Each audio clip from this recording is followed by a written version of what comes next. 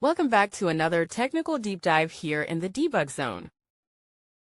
Today we're tackling a big question and breaking it down with us from other users.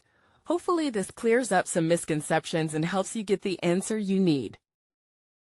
So buckle up, stay a little curious, and let's jump right in.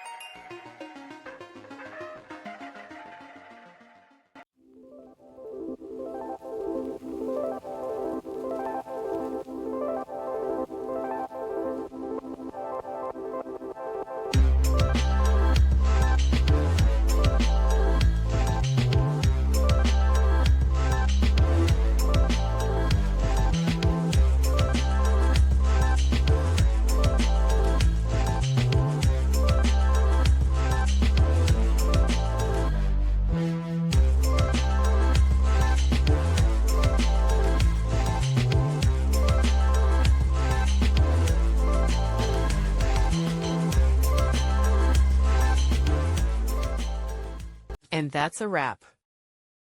I hope you found the answer you were looking for. If you did, take a second to hit that subscribe button. It really helps out.